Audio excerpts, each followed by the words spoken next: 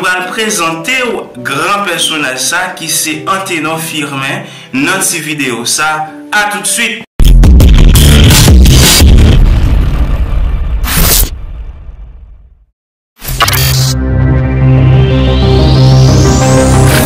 Joseph Auguste Anténon Firmin, né 18 octobre 1850 au Cap Haïtien, issu d'une famille modeste.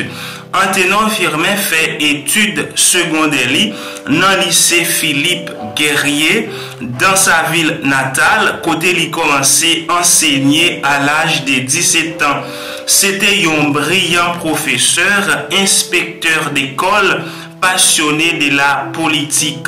Anténon Firmin, c'était un progressiste et un visionnaire, un vrai démocrate. Il était fondé le journal Messager du Nord au Cap Haïtien.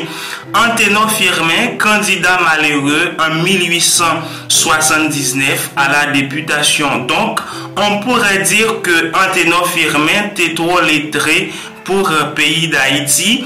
Il était le seul noir dans le parti libéral vu de sa formation académique.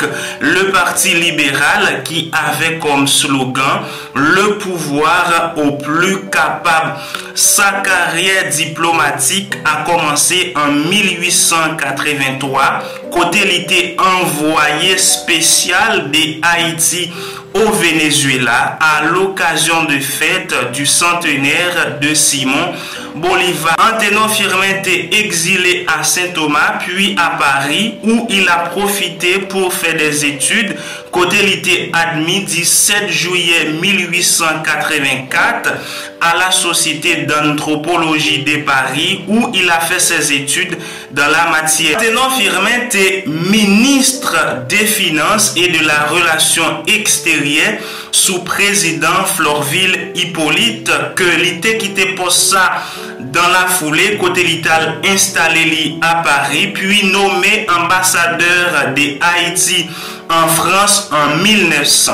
Anténon Firmin c'était un vrai nationaliste côté il était fait face à États-Unis pendant il était ministre sous Florville Hippolyte côté gouvernement américain a fait en pile pression sous lui pour américain était capable de mettre une base militaire au Môle Saint-Nicolas que Anténon Firmin te défend avec ses dernières rigueurs. Œuvre littéraire d'Anténon Firmin et c'est sous président Roosevelt en 1900 côté Anténon Firmin te prédire l'intervention de l'armée américaine à Haïti. Anténon Firmin disait il faudra deux choses. L'une, soit Haïti passe sous une domination étrangère ou elle adopte résolument les principes au nom desquels j'ai toujours lutté et combattu, car au XXe siècle, dans l'hémisphère occidental,